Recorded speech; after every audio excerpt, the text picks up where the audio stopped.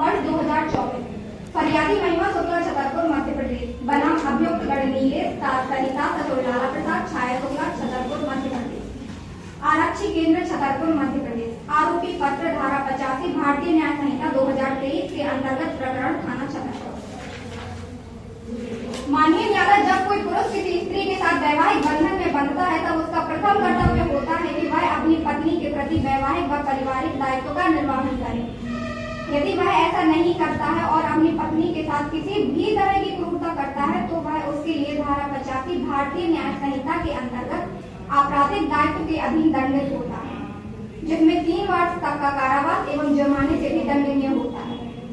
माननीय न्यायालय, आज हम न्यायालय के समक्ष महिला फरियादी श्रीमती महिमा के लिए न्याय मांगने के लिए खड़े हैं, जिसका विवाह 7/5/2007 को हिंदू रीति रिवाज के अनुसार नीलेश शुक्ला के साथ हुआ था।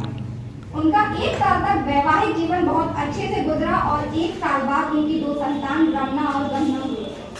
तभी से उसके पति नीलेश, सास सरिता, ससुर लाला प्रसाद, जेठानी छाया शुक्ला द्वारा दहेज के रूप में 3 लाख रुपए की मांग की प्रति नीलेश की नौकरी के लिए, और यह मांग महज 1 या 2 वर्षों से नहीं बल्कि 4-5 वर्षों से लगातार की जा रही थी, जिसकी वजह से श्रीमती महिमा को मानसिक व शारीरिक तौर पर मारपीट एवं मांग पूरी न होने पर घर से निकाल देने की धमकी देते हुए प्रताड़ित किया गया।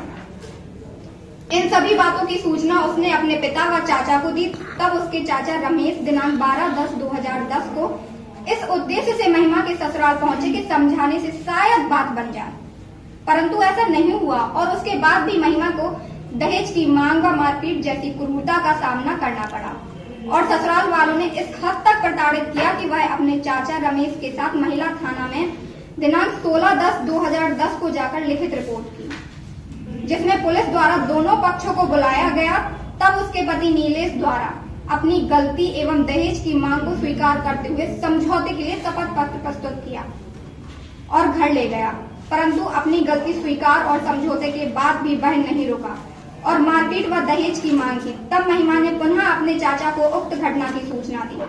फरियादी महिमा द्वारा की गई रिपोर्ट पर से आरोपी गण के विरुद्ध आरक्षी केंद्र में धारा 85 और धारा 3 सबसेक्शन 5 के अंतर्गत प्रथम सूचना रिपोर्ट की कायमी पश्चात विवेचना प्रारंभ की गई, जिसमें कुल 8 साक्षियों के लेखबद्ध कथन को आधार बनाकर अपराध प्रमाणित किया गया और आरोपी गण को गिरफ्तार किया गया एवं उनके विरुद्ध अभियोग पत्र प्रथम वर्ग न्यायालय मजिस्ट्रेट को न्यायालय में प्रस्तुत किया गया।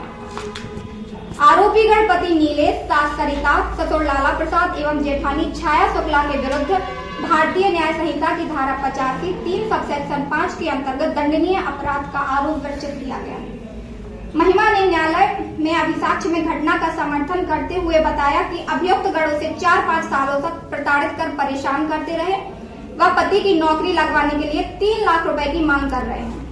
सूचना पर से उसका चाचा रमेश व फूफा रामराज तिवारी ससुराल आए व परिवार वालों को ठीक से समझाया कि समाज में रहना है तो ठीक से रहो, जिस पर उसके ससुराल वालों ने कहा यदि दहेज नहीं दोगे तो लड़की को परेशान करेंगे और मांग पूरी न होने के बाद ही लड़की को घर में रखेंगे, नहीं तो नहीं रखेंगे।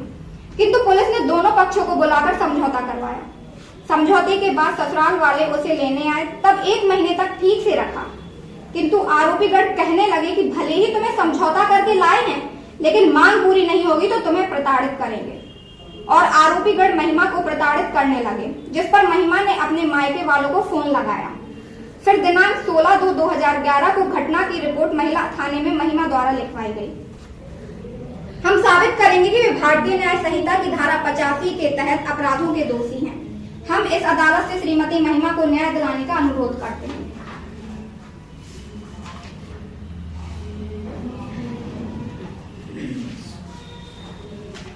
मैं रोगी मिश्रा माननीय न्यायालय से अभियुक्त की ओर से पक्ष रखने की अनुमति चाहती हूँ। श्रीमान न्यायालय अपर सत्र न्यायाधीश छतरपुर मध्य प्रदेश।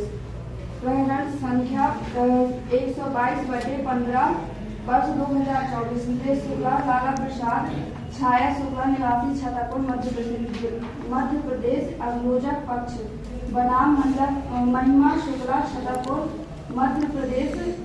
अभियुक्त गण आरक्षी केंद्र, छतरपुर मध्य प्रदेश। आरोप पत्र धारा 85 भारतीय न्याय संहिता 2023 के अंतर्गत थाना छतरपुर। जैसा कि अभियोजन पक्ष की ओर से जो भी बिंदु बताए गए हैं उनको विस्तार पूर्वक सुना जाए। माननीय न्यायालय, अभियोजन पक्ष बिना किसी पुख्ता सबूत के केवल संदेह और एक मनगढ़ंत कहानी के आधार पर मेरे क्लाइंट नीलेश शुक्ला तथा उनके परिवारजनों को फंसाया जा रहा है। मैं अपने अभियुक्त का पक्ष रखते हुए ये कहना चाहती हूँ कि अभियुक्त की ओर से संबंधित मामलों का विस्तार कुछ इस प्रकार है। श्रीमान अभियोजन पक्ष अभियुक्त को फंसाए जाने का कोई मौका नहीं छोड़ रही है, इसलिए मैं न्यायालय से कहना चाहती हूँ कि यह पूर्णतः झूठा तथा मनगढ़ंत मुकदमा दायर किया गया है। मैं माननीय न्यायालय से जो अभियोजन पक्ष की तरफ से जो साक्ष्य दिए गए हैं उनका मैं एक एक खंडन करने की अनुमति चाहती हूँ। आरोप पहला, दहेज की मांग का असत्य होना। इस बात को सिद्ध किया गया है कि दहेज की मांग का आरोप झूठा था। अभियुक्त के द्वारा यह दावा किया गया है कि विवाह के समय दहेज की मांग नहीं की गई थी और यह भी अभियुक्त के द्वारा दावा किया गया है कि उनसे किसी भी तरह की नौकरी पाने की मांग नहीं की गई और यह भी कि एक वित्तीय संकट या अन्य समान घरेलू व्यय के लिए किसी प्रकार की मांग नहीं की गई थी। आरोप दूसरा, माननीय न्यायालय, अभियोजन पक्ष ने मेरे क्लाइंट नीलेश शुक्ला व उनके परिवार पर आरोप लगाया है कि श्रीमती महिमा के साथ मारपीट की गई थी, परंतु फरियादिया महिमा ने प्रतिपरीक्षीकरण में यह स्वीकार किया है कि अभियुक्तगण ने जो मारपीट की थी जिससे उसके शरीर में चोटें आई थी, जिससे उसका अस्पताल में उपचार हुआ, किंतु उसे नहीं मालूम कि उसे इलाज की पर्ची मिली या नहीं। अभियोजन पक्ष के द्वारा किसी भी पर्चा प्राप्त करने की बात को इनकार किया गया है, जिससे श्रीमान यह साबित होता है कि मेरे क्लाइंट को फंसाने की साजिश की गई है। आरोप तीसरा, अभियोजन साक्षी ने प्रतिपरीक्षीकरण में यह भी स्वीकार किया है कि जब वह रिपोर्ट लिखवाने गई थी तो उसने पुलिस को बता दिया था कि अभियुक्तगण ने उसे 4 दिन तक कमरे में बंद रखा और मोबाइल छुड़ा लिया, परंतु यदि यह बातें रिपोर्ट में नहीं है तो इसका कारण वह नहीं बता सकती।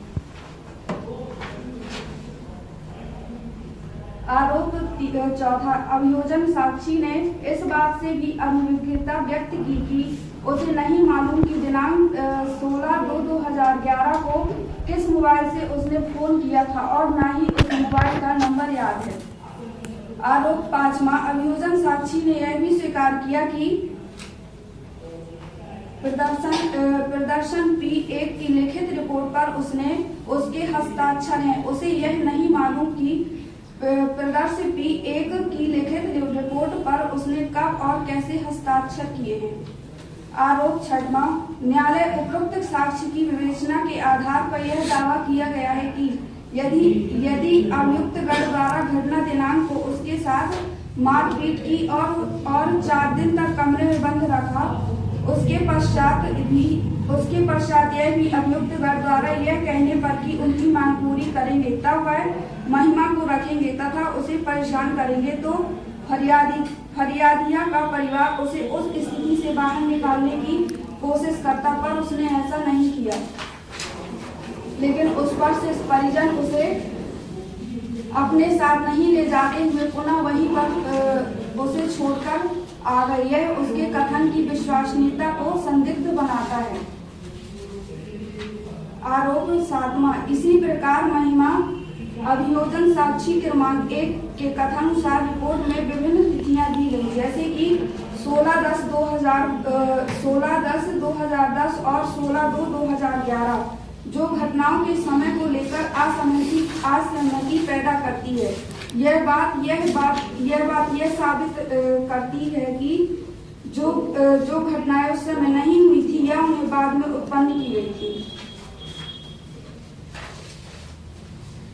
आरोप आठवां, हिंदू विवाह अधिनियम के तहत तलाक का प्रकरण।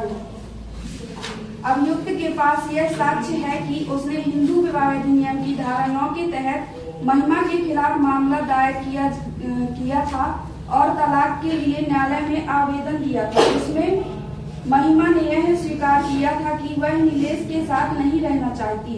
यह भी दहेज उत्पीड़न के आरोपों की विफलता को मजबूत कर सकता है, क्योंकि अगर किसी ने शारीरिक या मानसिक उत्पीड़न सहा होता तो वह समान रूप से अपने वैवाहिक संबंधों को समाप्त करने के बजाय समझौता करने का निर्णय नहीं लेता।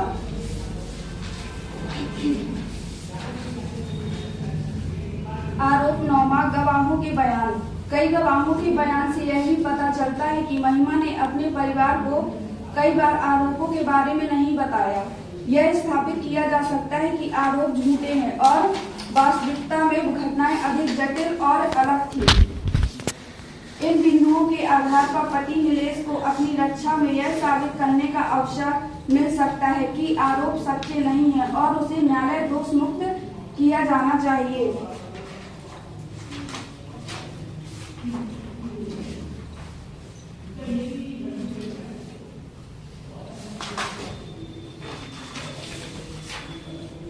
केस हरीश बनाम राज्य 2018।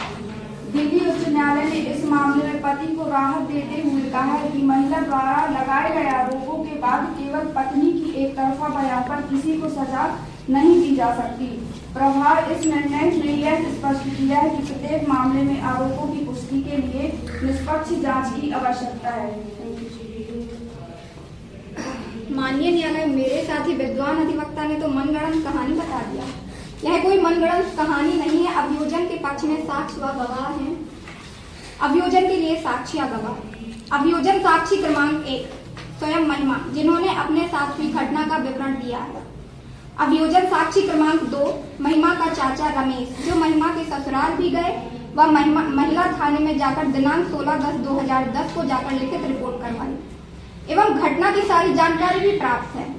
अभियोजन साक्षी क्रमांक 3 उमेश, महिमा का भाई।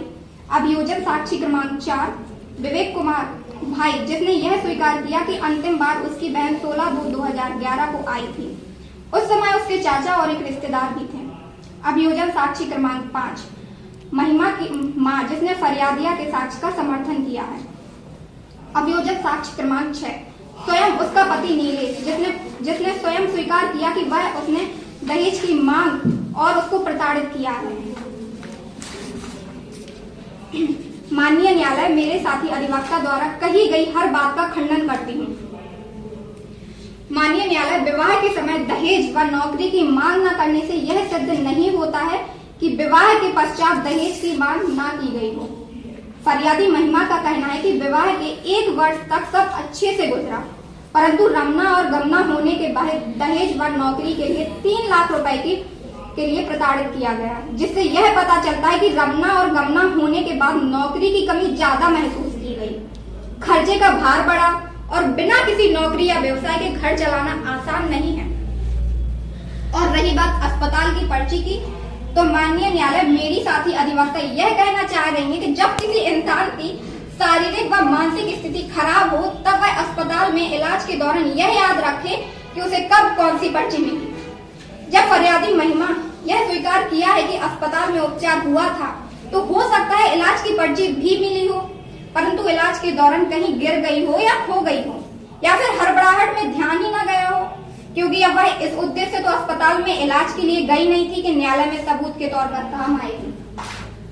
और इनका कहना है कि महिमा द्वारा लिखवाई गई रिपोर्ट पर कुछ बातों का विवरण नहीं है, जैसे 4 दिन तक कमरे में बंद रखा और मोबाइल छुड़ा लिया, परंतु यह बातें रिपोर्ट में नहीं है, तो इसका कारण वह नहीं बता सकती। बिल्कुल सच कहा, क्योंकि जब महिमा द्वारा रिपोर्ट लिखवाई जा रही थी तब घटना का विवरण देने में गलती महिमा नहीं, विवरण लिखने में पुलिस के द्वारा हुई थी। माननीय न्यायालय, मेरी साथी अधिवक्ता पता नहीं क्यों इस बात की उम्मीद लगाए हैं कि इंसान अब परेशानी में भी सब कुछ याद रखे। जैसा कि मैं पहले बता चुकी हूँ, जब उसको प्रताड़ित किया जा रहा था, महिमा की गई कमरे में बंद रखा, फोन छुड़ा लिया, तब ऐसी परिस्थिति में हो सकता है कि उसने वहीं किसी आसपास पड़ोस में मोबाइल लिया हो, और आवश्यक नहीं है कि नंबर याद हो, नंबर एक नोट में लिखा हुआ भी तो हो सकता है। और यह हस्ताक्षर जैसी बातों पर संदेह करके और झूठा साबित करने का प्रयास किया जा रहा है, जिससे फरियादी महिमा का आत्मविश्वास कम हो जाए, परंतु ऐसा नहीं होगा। फरियादी महिमा ने यह स्वीकार किया है कि 16/2/2011 को घटना की रिपोर्ट महिला थाना में मेरे द्वारा लिखवाई गई। जो प्रदर्श P क्रमांक 1 है और इसके आधार पर लिखी गई कि प्रथम सूचना रिपोर्ट प्रदर्श P2 है, जिस पर मेरे हस्ताक्षर हैं। माननीय न्यायालय, आज भी हमारे देश में जब भी बेटी के ससुराल में विवाद होता है या विवाद की स्थिति उत्पन्न होती है, तब परिवारजनों का सर्वप्रथम प्रयास होता है कि वह समझा बुझाकर मामला शांत कर दिया जाए। कुछ ऐसा ही फरियादी महिमा के साथ हुआ, जिस पर उनके घर वाले परिवारजन ने ससुराल पक्ष को समझाने का प्रयास किया, परंतु बात नहीं बनी। फिर पुलिस द्वारा समझौता करवाया गया, जिस पर परिवारजनों ने अपना विश्वास जताया। माननीय न्यायालय, यह हमारे समाज का दुर्भाग्य है कि आज भी ससुराल में रहने के लिए कितना कुछ लड़कियां सहन करती हैं, क्योंकि वे जानती हैं कि एक तलाकशुदा लड़की के लिए समाज का नजरिया किस तरह का होता है और फिर किस तरह का जीवन हो जाता है। फरियादी महिमा ने बहुत हिम्मत करके ही थाने में रिपोर्ट लिखवाई और महिमा की यह हिम्मत सराहनीय है। माननीय न्यायालय, वरना आज भी हमारे समाज में कितनी ही लड़कियां दहेज की मांग से प्रताड़ित होकर आत्महत्या कर लेती हैं या फिर चुपचाप सहन करती रहती हैं।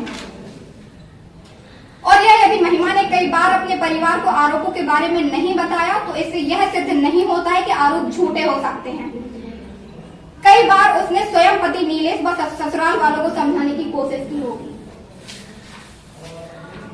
माननीय न्यायालय में अभियोजन पक्ष ने यह साबित कर दिया है कि फरियादी महिमा को आरोपी व्यक्तियों पति नीलेश, सास सरिता, ससुर लाला प्रसाद, जेठानी छाया शुक्ला द्वारा प्रताड़ित किया गया है।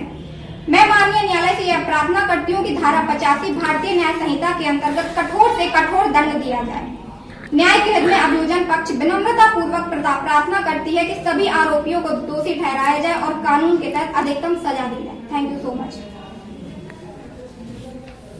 माननीय न्यायालय, अभियोजन पक्ष के द्वारा केवल भावनात्मक कहानी बनाने का प्रयास किया जा रहा है।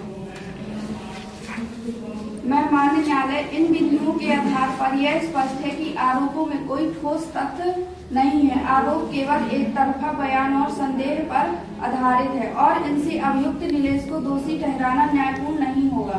मैं आपके समक्ष यह निवेदन करती हूँ कि अभियुक्त को इन आरोपों से मुक्त किया जाए। अभियोजन की तरफ से केस को पेश करने की अनुमति चाहूंगी।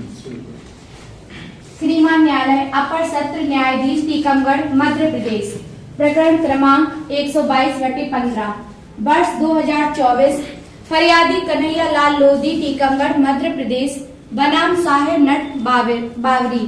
अभियुक्त आर्ची केंद्र टीकमगढ़ मध्य प्रदेश। आरोप पत्र धारा 64I और 64 के भारतीय न्याय संहिता के अंतर्गत थाना टीकमगढ़, भारतीय न्याय संहिता 2023 सेक्शन 64। अभियोजन की ओर से संबंधित मामले का विस्तार। बिंदु क्रमांक 1, अभियोजन पक्ष द्वारा अभियुक्त के विरुद्ध भारतीय न्याय संहिता 2023 की धारा 64(2)I और 64(2)K का आरोप लगाया गया, जिसके अंतर्गत धारा 64(2)I का उस स्त्री से जो सम्मति देने से असमर्थ है बलात्कार करेगा तथा धारा 64(2)K के अनुसार उस स्त्री से जो मानसिक या शारीरिक से ग्रसित किसी स्त्री से बलात्कार करेगा वह कठोर कारावास से जिसकी अवधि 10 वर्ष से कम की नहीं होगी, किंतु जो आजीवन कारावास तक की हो सकेगी, जिससे उस व्यक्ति के शेष प्राप्त जीवन काल के लिए कारावास अभिप्रेत होगा, दंडित किया जाएगा और जुर्माने से भी दंडनीय होगा।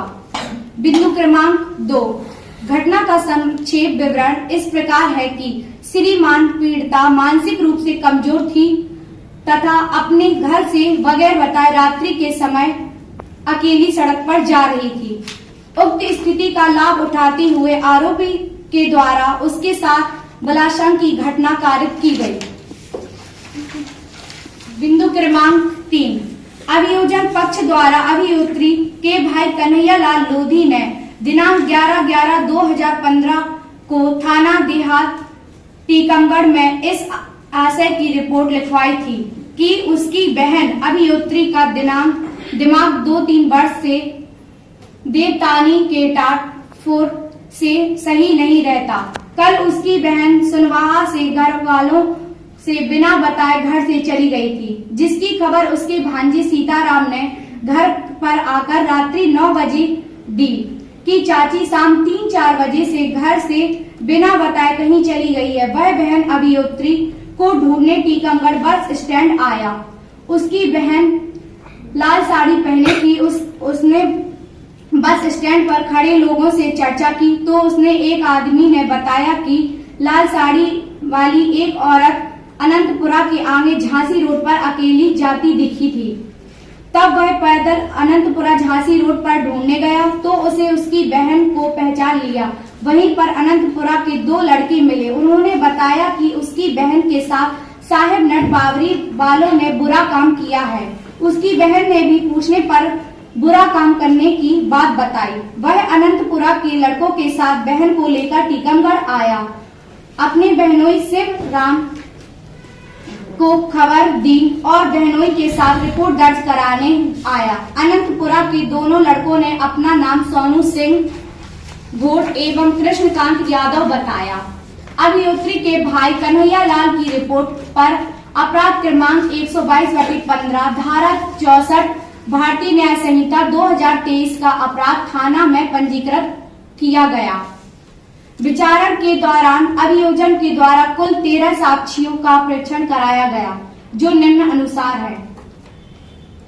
क्रमांक 1 साक्षी डॉक्टर अमित चौधरी, इनके द्वारा अपने समक्ष की संपूर्ण घटना की पुष्टि की गई। 2 फरियादी कन्हैया लाल लोधी ने अपने समक्ष की संपूर्ण घटना की पुष्टि की। 3 डॉक्टर ऋचा जैन ने साक्ष्य दी कि अभियोत्री का कद समान था। अभियोत्री के शरीर पर कोई चोट के निशान मौजूद नहीं थे। उसके गुप्तांग पर कोई चोट का निशान नहीं पाया गया। हार्मन पुराना फटा हुआ था। कोई भी ललिमा सूजन गुप्तांग पर नहीं थी। बलात्कार के बारे में कोई निश्चित मत नहीं दिया जा सकता।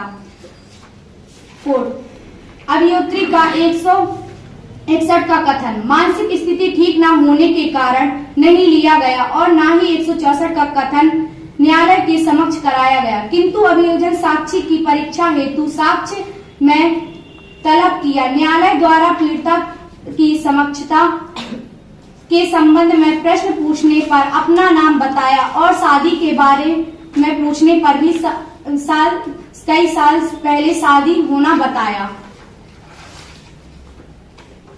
साथ ही पावनी ने अपने भाई के साथ रहना बताया। अभियोजन द्वारा यह पूछे जाने पर कि अभियुक्त को कहीं देखा है तो पीड़िता ने अभियुक्त की ओर इशारा कर बताया कि उस दिन बरगद के पेड़ के नीचे उसे पकड़ लिया था।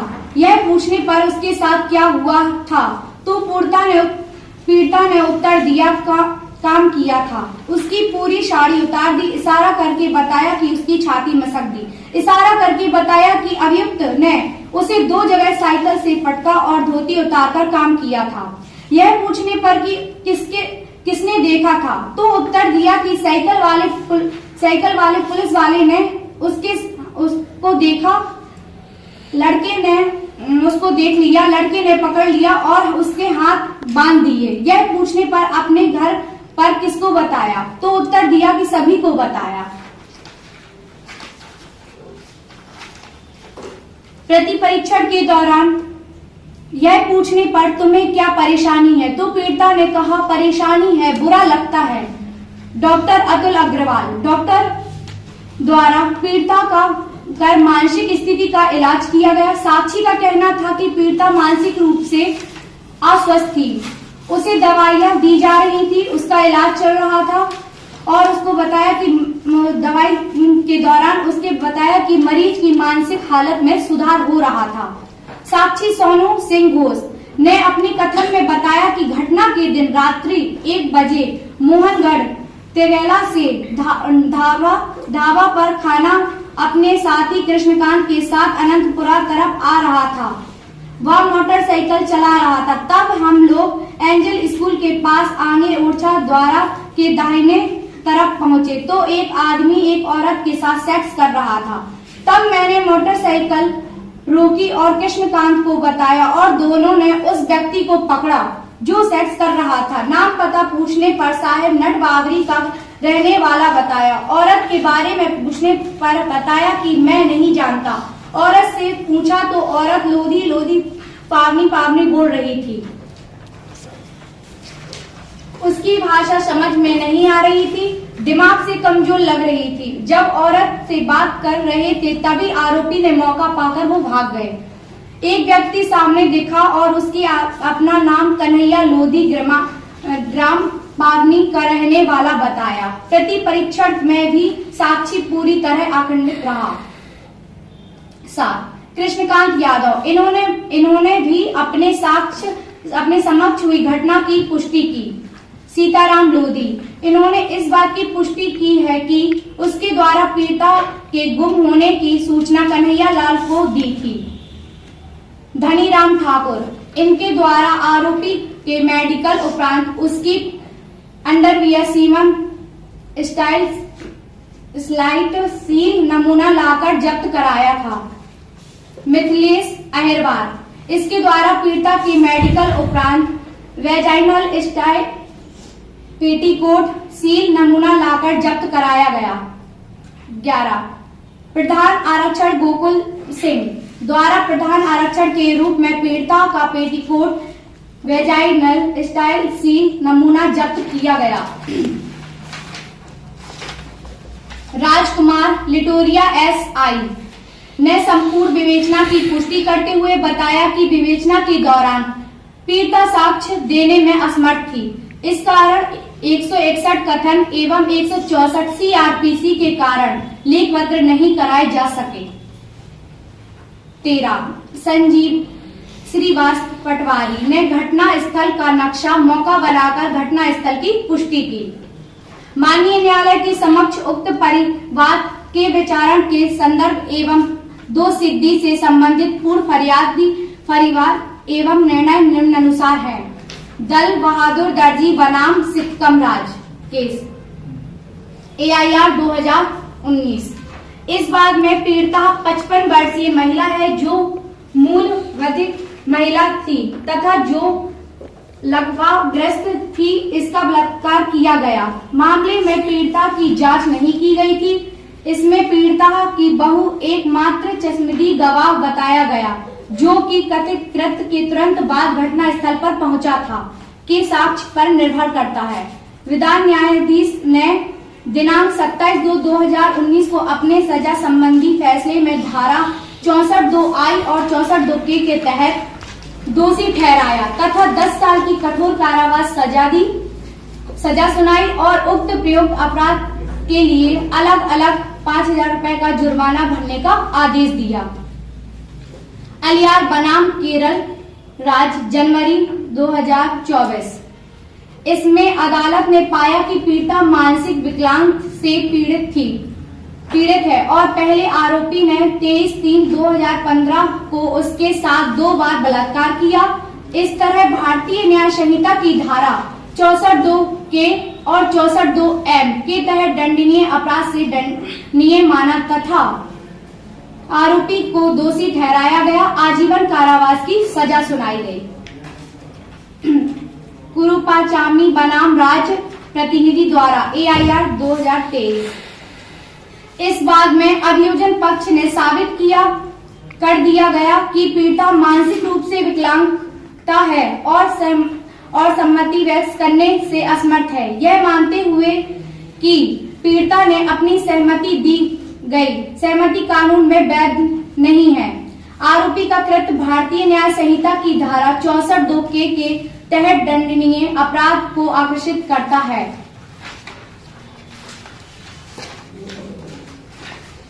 बचाव पक्ष के द्वारा जो बनाई हुई कहानी जो कि पूर्णतः मनगढ़ंत है तथा उसके पास उसकी कही गई बातों का कोई साक्ष्य नहीं है। उक्त तथ्यों और गवाहों की से यह स्पष्ट होता है कि साहेब नट जो कि आरोपी है के द्वारा किया गया कृत्य आपराधिक तथा दंडनीय है।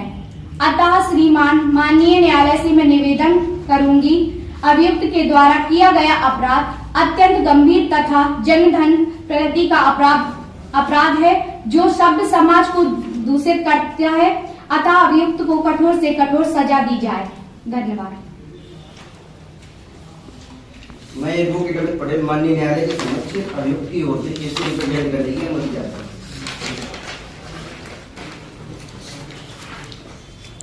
श्री महापरिषद न्यायाधीश महोदय टीकमगढ़ मध्य प्रदेश, मामले का सारांश माननीय न्यायालय के सामने में कुछ इस प्रकार रखना चाहूंगा। मैं अपने अभियुक्त का पक्ष रखते हुए ये बताना चाहता हूं कि संबंधित मामले का विस्तार पूर्व वृत्तांत कुछ इस प्रकार है।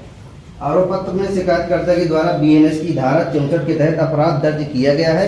अभियुक्त को आरोप पढ़कर सुनाए और समझाए जाने पर अभियुक्त ने उपयुक्त आरोपों से इनकार किया तथा उसने बताया कि वह एक ढाबे पर कार्य करता है और उसने बताया कि दो लोग उसके ढाबे पर खाना खाने आए और खाना खाने के पैसे मांगने पर मारपीट करके उसको मोटरसाइकिल पर बैठाकर ले गए तथा उसे झूठे रेप केस में फंसा दिया। इसलिए मैं माननीय न्यायालय से कहना चाहता हूं कि मेरा अभियुक्त पूरी तरह से निर्दोष है तथा उसे झूठा फंसाया जा रहा है। जो ये मैटर है पूरा का पूरा मनगढ़ंत और कहानी के अनुसार बनाया गया है, जो कि अभियोजन पक्ष और पुलिस के मतलब मिल के द्वारा किया गया है।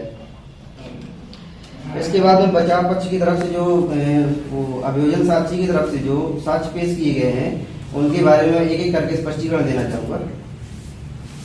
इनके द्वारा जो prosecution witness first doctor Amit Chaudhary पेश किए गए हैं उनके द्वारा बताया गया है कि मेडिकल परीक्षण कर बताया कि आरोपी सेक्स करने में सक्षम था।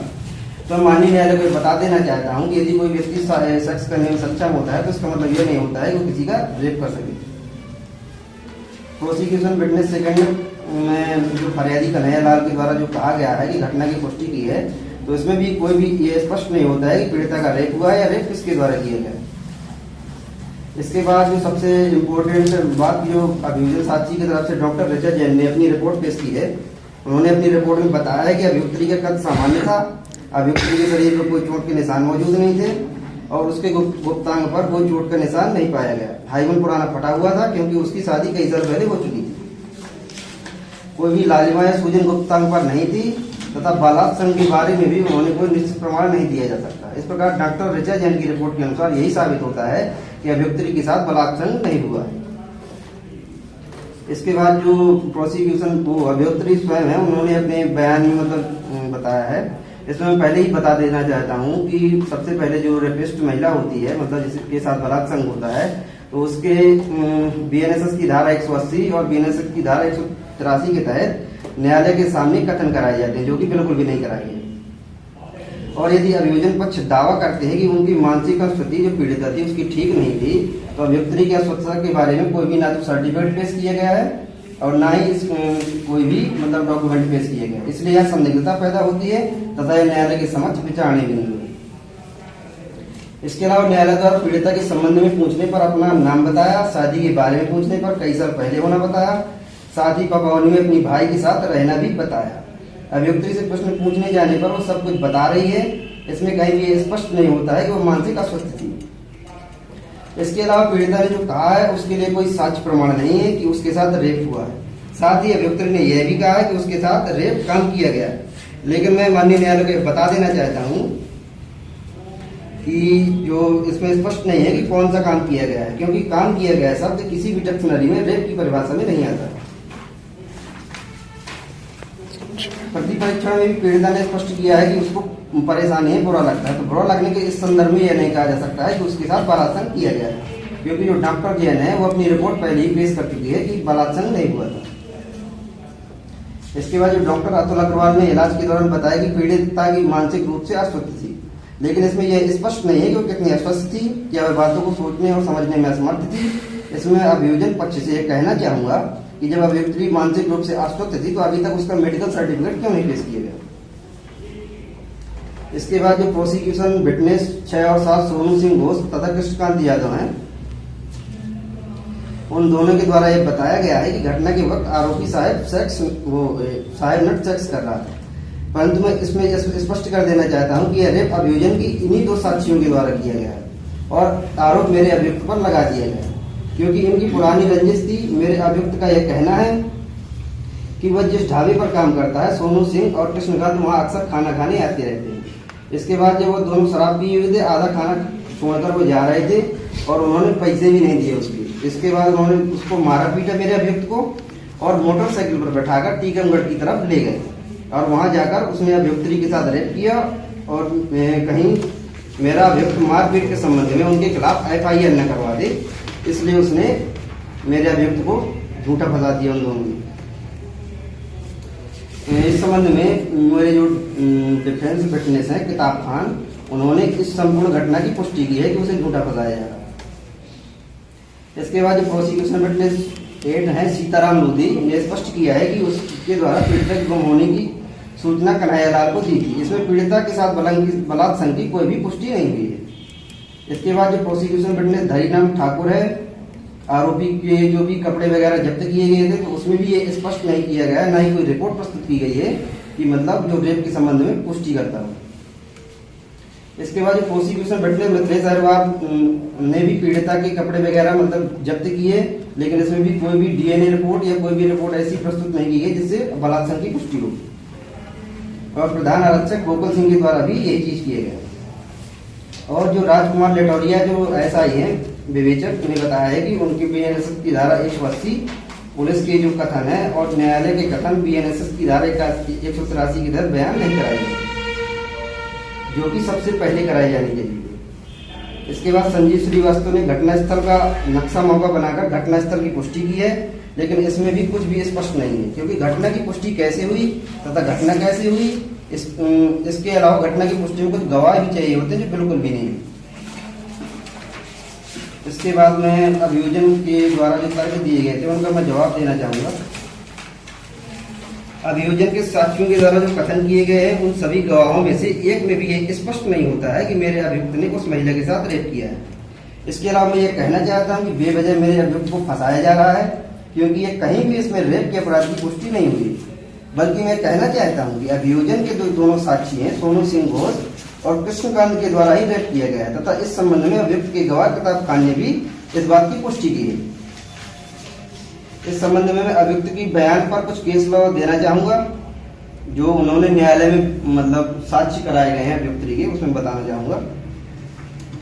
State of MP versus Kesar Singh 2015, Narendra Kumar versus state of MP 2012 तथा भारतीय साक्ष्य अधिनियम का धारा 125 ये स्पष्ट करती है कि यदि किसी व्यक्ति की मानसिक स्थिति ठीक नहीं है तो न्यायालय में जो कथन कराए जाते हैं वो साक्ष्य में ग्राह्य योग्य नहीं है।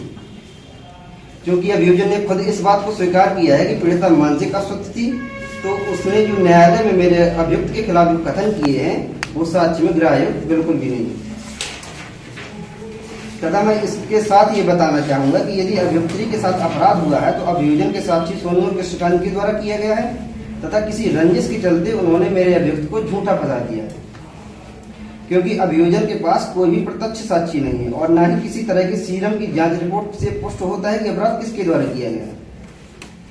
माननीय न्यायालय के समक्ष में सबसे बड़ी बात यह बता देना चाहता हूं कि इस केस में अभी तक अभियोजन यही स्पष्ट नहीं कर पाया है कि बलात्संग हुआ है भी है कि नहीं हुआ, और हुआ भी है तो किसके द्वारा किया गया। क्योंकि अभियोजन साक्षी जो डॉक्टर ऋचा जैन है वो पहले ही स्पष्ट कर चुकी हैं कि ना तो कोई चोट है, ना ही कोई निशान है, और ना ही कोई लालमा सूजन तथा गुप्तांग में है, तथा साथ ही उन्होंने ये भी बताया कि रेप भी नहीं हुआ है। अंत में मैं माननीय न्यायालय से कहना चाहूंगा कि यह पूरा का पूरा मामला मनगढ़ंत है, तथा ना ही इसका कोई आधार है और ना ही इसका कोई नियम है। यह पूरा का पूरा मामला अभियोजन की एक गलत फहमी पर आधारित है, जिसमें अभियोजन ने सोनू सिंह और कृष्णकांत की बातों का भरोसा किया, क्योंकि ये सारा घटनाक्रम उन्हीं के कथनों पर दर्शित हुआ है, जो खुद एक अपराधी तथा शराबी प्रवृत्ति के व्यक्ति हैं, जिन्होंने पीड़िता के साथ रेप करके झूठी कहानी रचकर मेरे अभियुक्त को फंसा दिया। इस प्रकार के मामले प्रतिवर्ष लड़कों को फंसाने के लिए बड़ी संख्या में दर्ज कराए जाते हैं, जिसमें लड़कों से मोटी रकम वसूली जा सके। इसके अलावा मैं कहना चाहूंगा कि कानून की कमजोरियों का फायदा उठाकर झूठा फंसाया जाता है, तथा फंसाने के बाद कोई स्पष्ट साक्ष्य भी नहीं दिए जाते जिससे प्रमाणित हो सके कि मेरे अभियुक्त ने अपराध किया है। इस संबंध में मैं कुछ केस लॉज भी देना चाहूंगा माननीय न्यायालय के सामने। कर्नाटक राज्य वर्सेस SR महेश 2020, संजीव कुमार एवं अन्य पंजाब राज्य 2013। उपरोक्त मामले के अनुसार ही इन केस लॉज में उपरोक्त प्रकरण में रेप के मामले में आरोपियों को बरी किया गया, क्योंकि अभियोजन के पास कोई प्रत्यक्ष साक्ष्य नहीं था। अतः माननीय न्यायालय से मैं प्रार्थना करना चाहूंगा कि यह प्रार्थना है कि साक्ष्य की गुणवत्ता को ध्यान में रखते हुए मेरे विवेकपूर्ण तरीके से निर्णय दिए जाकर मेरे अभियुक्त को दोष मुक्त किया जाए। Thank you ma'am.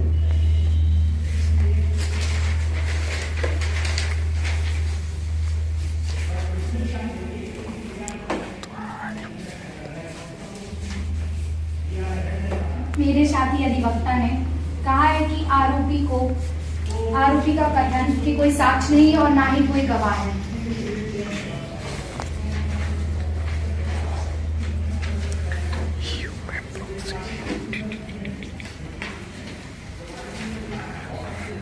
साक्षी सोनू सिंह घोष, कृष्णकांत यादव।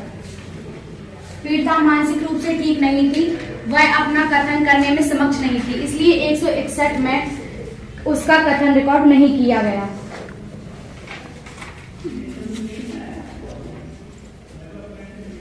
और पीड़िता द्वारा काम किया गया है कि अलावा भी बहुत कुछ बोला है जो कि बलात्कार के अंतर्गत आता है, जैसे कि उसकी साड़ी उतार दी गई, उसकी छाती मसक दी गई,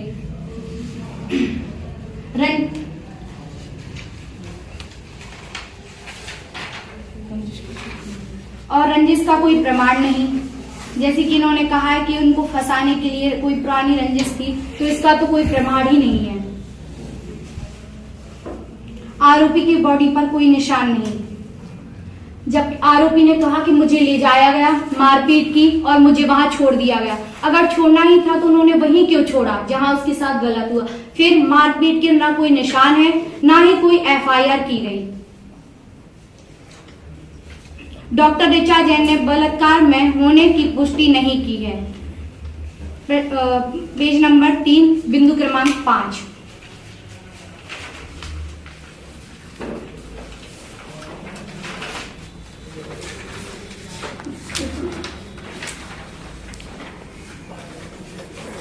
बिंदु क्रमांक 5, डॉक्टर अतुल अग्रवाल, डॉक्टर द्वारा पीड़िता का मानसिक स्थिति का इलाज किया गया है।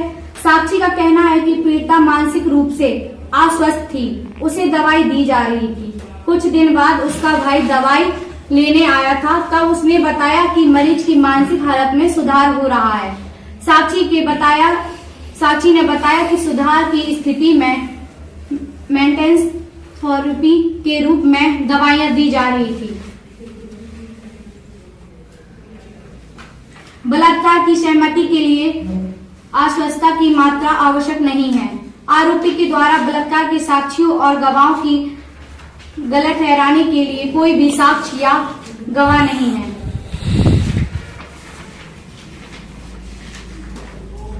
मैं माननीय न्यायालय से बताना चाहूंगा कि इस प्रकरण में ना भी जैसे कि कोई भी बलात्कार किसी के साथ होता है तो ना तो कोई डॉक्टर की रिपोर्ट पेश की गई है कि उससे DNA का परीक्षण किया जा सके कि कैसे उस रेप की पुष्टि हुई, भी रेप हुआ भी है कि नहीं हुआ है।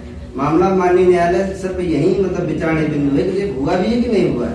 बात इसके बाद आगे आएगी कि किया किसने। तो मैं अभियोजन से यह कहना चाहूंगा कि पहले ये सिद्धि करें कि बलात्कार हुआ भी है कि नहीं हुआ है। इसके अलावा जो बताया गया है